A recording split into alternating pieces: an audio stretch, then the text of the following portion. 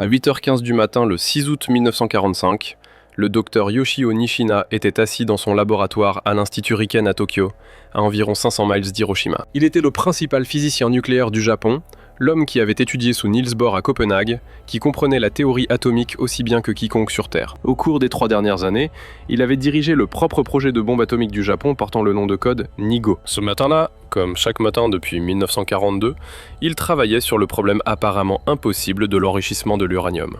Nishina avait fait les calculs des centaines de fois. Pour construire une bombe atomique, il fallait environ 50 kg d'uranium-235, mais l'uranium-235 ne représentait que 0,7% de l'uranium naturel. Le reste était l'uranium-238 inutile. Séparer ces isotopes presque identiques nécessitait une technologie qui semblait hors de portée. La méthode de diffusion thermique que son équipe avait développée ne pouvait traiter que des quantités minuscules. Ils avaient réussi à produire des grammes, ils avaient besoin de kilogrammes. À leur rythme actuel, cela prendrait des décennies. C'est pourquoi Nishina avait assuré à plusieurs reprises à l'armée impériale japonaise que, bien qu'une bombe atomique soit théoriquement possible, aucune nation ne pourrait en construire une en temps de guerre. L'infrastructure industrielle requise était tout simplement trop massive. Les Américains, calculait-il, feraient face aux mêmes barrières impossibles. Ils pourraient avoir plus de ressources, mais la physique ne se souciait pas des ressources. L'uranium-235 ne se séparerait pas plus rapidement en Amérique qu'au Japon. Il se trompait catastrophiquement. À ce moment précis, à 500 miles de là, l'Enola Gay approchait d'Hiroshima à 31 000 pieds. Dans sa soute se trouvait Little Boy, un dispositif de fission à l'uranium-235 de type canon. À l'intérieur de cette arme se trouvait 64 kg d'uranium-235, enrichi à 80% de pureté. Cela représentait plus d'uranium-235 traité que Nishina ne croyait pouvoir exister n'importe où sur Terre en 1945. Les Américains avaient résolu le problème que Nishina pensait insoluble à Oak Ridge, Tennessee, une installation qui n'existait pas officiellement. Ils avaient construit une usine de séparation électromagnétique appelée Y12 qui couvrait 825 acres. À l'intérieur se trouvaient 1152 calutrons massifs, des séparateurs électromagnétiques qui utilisaient le principe de la spectrométrie de masse à une échelle industrielle. Chaque calutron nécessitait d'énormes aimants. Les Américains avaient emprunté 14 700 tonnes d'argent au Trésor américain pour enrouler les bobines électromagnétiques parce que le cuivre était nécessaire ailleurs pour l'effort de guerre. Oak Ridge employait 75 000 travailleurs. La plupart n'avaient aucune idée de ce qu'ils construisaient. La ville entière avait été construite en secret en 1943. Pendant que Nishina luttait avec l'équipement de laboratoire à Tokyo, les Américains avaient construit une métropole entière dédiée à l'enrichissement de l'uranium. Mais Oak Ridge n'était pas seul. À Hanford, Washington, une autre ville secrète avec 50 000 travailleurs exploitait d'énormes réacteurs de production de plutonium. Les Américains avaient poursuivi plusieurs voies simultanément, couvrant leur pari avec une efficacité industrielle incompréhensible pour le programme japonais. Nishina ne savait rien de tout cela. Aucun autre scientifique japonais non plus. Il s'était convaincu que la puissance industrielle américaine n'avait pas d'importance, parce que la physique était trop difficile. À 8h15 et 17 secondes, Little Boy détonna à 1968 pieds au-dessus d'Hiroshima. La boule de feu atteignit 18 millions de degrés Fahrenheit en 1 millionième de seconde. L'onde de choc se propagea vers l'extérieur à 984 miles par heure. Dans la première seconde, 80 000 personnes moururent instantanément. Le champignon atomique s'éleva à 40 000 pieds en quelques minutes. À Tokyo, Nishina ne savait encore rien. Les systèmes de communication à travers le Japon étaient primitifs en août 1945. Les campagnes dévastatrices de bombardements incendiaires avaient déjà détruit la majeure partie de Tokyo. Son laboratoire avait survécu, mais l'information voyageait lentement. Les premiers rapports étaient confus. À 8h15, Blasphation de radio d'Hiroshima cessa d'émettre en pleine diffusion. Les communications militaires de la ville s'arrêtèrent simplement. Les rapports initiaux suggéraient un raid de bombardement conventionnel massif. Mais quelque chose était étrange. Il n'y avait eu que 3 avions. Les raids de B-29 impliquaient généralement des centaines de bombardiers. 3 avions ne pouvaient pas transporter assez de bombes conventionnelles pour détruire une ville. À midi, des rapports fragmentaires atteignirent Tokyo. Les survivants décrivaient une seule énorme explosion, un éclair plus brillant que le soleil, un nuage géant qui s'éleva dans la stratosphère. Des bâtiments en béton armé avaient été vaporisés au point zéro. Les gens avaient été réduits à des ombres brûlées dans les murs de pierre. Nishina entendit ces rapports avec une horreur croissante. Il comprit immédiatement ce que les autres ne comprenaient pas. Les descriptions correspondaient aux prédictions théoriques d'une explosion atomique. Mais son esprit résistait à la conclusion. C'était impossible. Les Américains n'auraient pas pu construire une bombe. Ces calculs le prouvaient. À 14h, l'armée impériale japonaise avait dépêché des équipes d'enquête, dont plusieurs collègues de Nishina de l'Institut Riken. Ils transportaient des compteurs Geiger et de l'équipement de détection de radiation. Si cela avait été une bombe atomique, les signatures de radiation seraient indéniables. Pendant ce temps, Au palais impérial lourdement endommagé, l'empereur Hirohito recevait les mêmes rapports fragmentaires. Le haut commandement impérial était confus. Certains généraux insistaient sur le fait que c'était de la propagande, qu'Hiroshima avait été détruite par des moyens conventionnels et que les Américains mentaient au sujet d'une super arme. D'autres n'étaient pas sûrs. Ils se tournèrent vers leurs scientifiques pour obtenir des réponses. Nishina fut convoqué. Alors qu'il voyageait à travers les rues bombardées de Tokyo vers le centre de commandement militaire, son esprit parcourait les calculs. Le dégagement d'énergie décrit dans les rapports suggérait un rendement d'au moins 15 kilotonnes d'équivalent TNT, qui correspondait presque parfaitement aux prédictions théoriques pour une bombe à l'uranium. Mais l'uranium nécessaire, le processus d'enrichissement, cela aurait dû être impossible à accomplir en temps de guerre. Au centre de commandement, les officiers militaires le bombardèrent de questions. Était-ce une bombe atomique? Les Américains auraient-ils vraiment pu en construire une? Combien d'autres en avaient-ils? Nishina, formé comme scientifique à suivre les preuves plutôt que la pensée magique, leur donna une réponse qu'ils ne voulaient pas entendre. D'après les descriptions, oui, cela semblait être une explosion atomique. La température de l'éclair, le rayon de l'explosion, la formation du champignon atomique, tout correspondait aux prédictions théoriques avec une précision horrifiante. Mais ensuite, il fit son second calcul erroné catastrophique. Il leur dit que, si les Américains avaient réussi à construire une bombe atomique, elle devait avoir consommé toutes leurs réserves d'uranium enrichi. Construire une deuxième bombe prendrait des mois, peut-être des années. Le Japon avait le temps de négocier les conditions de reddition. Il avait encore tort. Les Américains avaient déjà une deuxième bombe prête. Fat Man, un dispositif à implosion au plutonium, était préparé sur l'île de Tinian à ce moment précis. Le 7 août, l'équipe d'enquête de Nishina avait atteint Hiroshima. Ce qu'ils trouvèrent défiait toute compréhension. Le docteur Tsunesaburo Asada, l'un des protégés de Nishina, marcha à travers les ruines avec son compteur Geiger cliquetant frénétiquement. Les lectures de radiation étaient indéniables. Cela avait été une explosion atomique. Mais l'échelle de destruction allait au-delà de leurs prédictions théoriques. Leur modèle n'avait pas pleinement pris en compte les effets de radiation thermique, les tempêtes de feu, l'empoisonnement radioactif qui tuait déjà des milliers de survivants. Asada collecta des échantillons de sable et de métal fusionnés. Lorsqu'il est chauffé aux températures extrêmes d'une explosion atomique, le sable ordinaire fond en verre. Il trouva du verre verdâtre partout près du point zéro. Il calcula la température requise pour créer ce verre.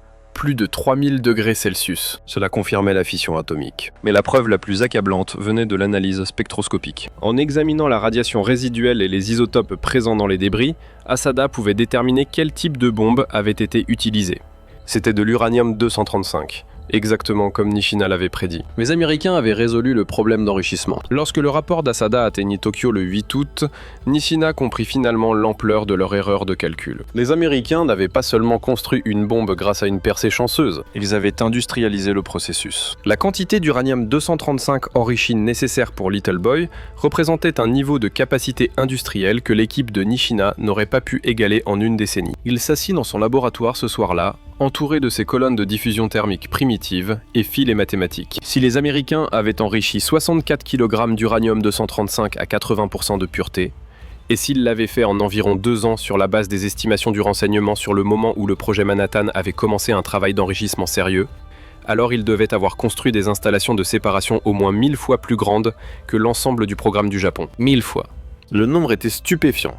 Cela signifiait que pendant que Nishina avait raclé l'équipement et mendié des ressources, les Américains avaient construit des installations industrielles à une échelle que le Japon, avec son économie épuisée par la guerre, ne pouvait commencer à égaler. Mais pire était l'implication concernant les bombes futures. Si les Américains avaient cette capacité, ils n'avaient pas seulement une bombe, ils en avaient plus. Ils pouvaient les produire selon un calendrier régulier. Nishina calcula les taux de production basés sur la taille des installations qu'ils estimaient maintenant. S'ils avaient assez de capacité pour produire 64 kg d'uranium-235 de qualité militaire, ils pourraient potentiellement produire une autre bombe toutes les quelques semaines ou mois. Le Japon n'avait aucune défense contre cela. Aucun système de défense aérienne ne pouvait arrêter un seul B-29 transportant une seule bombe.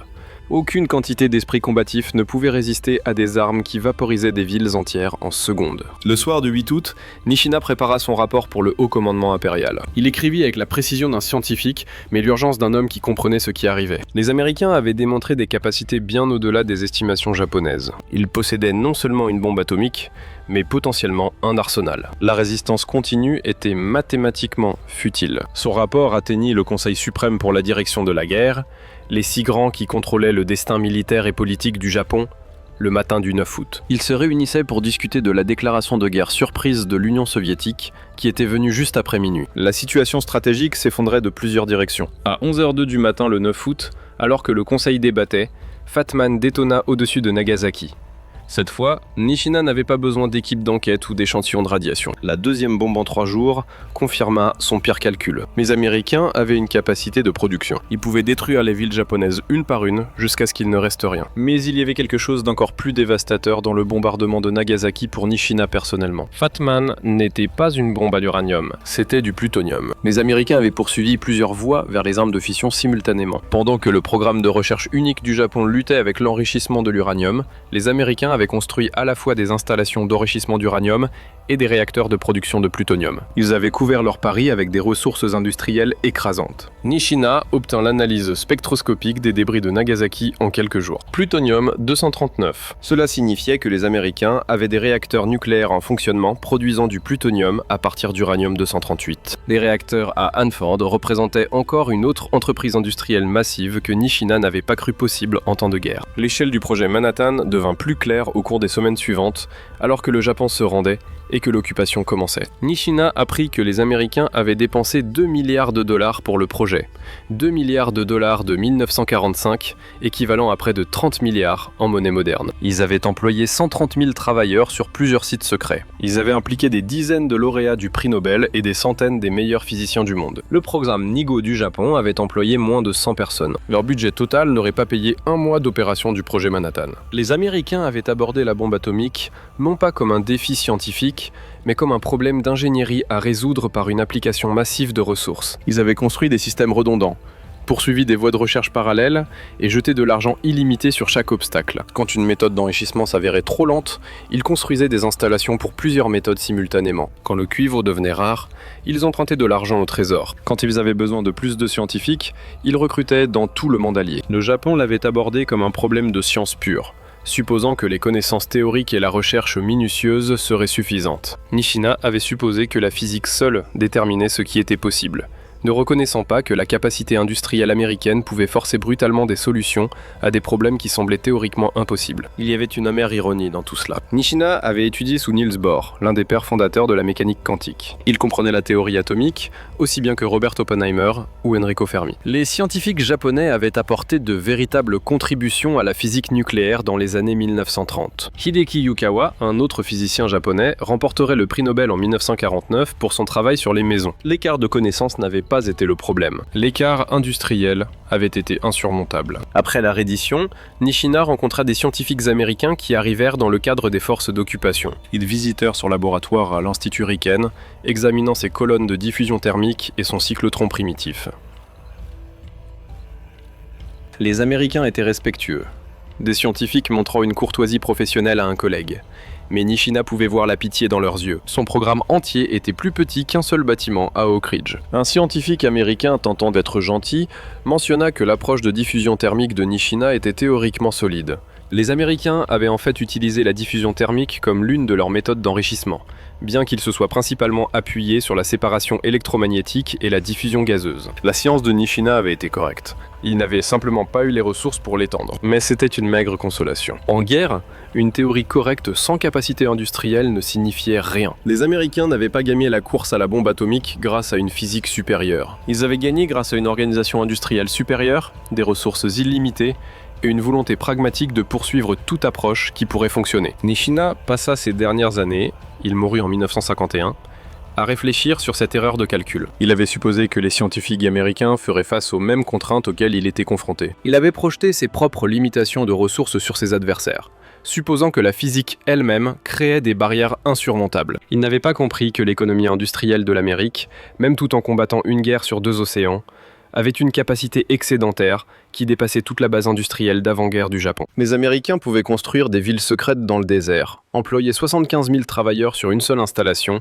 et dépenser des milliards pour une arme qui pourrait ne pas fonctionner, tout en produisant simultanément des milliers de navires, des dizaines de milliers d'avions et des millions de tonnes de munitions conventionnelles. La bombe atomique avait été une réalisation scientifique, oui, Mais plus important encore, elle avait été une démonstration de capacité industrielle si écrasante qu'elle ne pouvait être égalée par aucune autre nation sur Terre en 1945. Les scientifiques japonais avaient sous-estimé cette capacité jusqu'au moment où Hiroshima disparut dans le feu atomique. À ce moment-là, l'erreur de calcul avait coûté des centaines de milliers de vies et avait assuré la capitulation inconditionnelle du Japon. Dans ses derniers écrits, Nishina reconnut l'erreur. Il avait calculé ce qui était théoriquement difficile et avait supposé que c'était pratiquement impossible. Il n'avait pas réussi à imaginer que l'Amérique submergerait simplement les difficultés théoriques par la force industrielle brute. Cet échec d'imagination, plus que tout écart de connaissances scientifiques, avait défini le programme atomique du Japon et son échec inévitable. Le 6 août 1945 au matin, le docteur Yoshio Nishina apprit que dans la guerre moderne, la capacité industrielle compte plus que les connaissances théoriques. Les Américains n'avaient pas été plus malins que les scientifiques japonais. Ils les avaient simplement surpassés en construction par un facteur si grand que la comparaison devenait sans signification. Et dans cette prise de conscience résidait peut-être la leçon la plus importante de l'ère atomique. Dans la course aux armes ultimes, les ressources et l'organisation triomphent de l'élégance et de la théorie à chaque fois.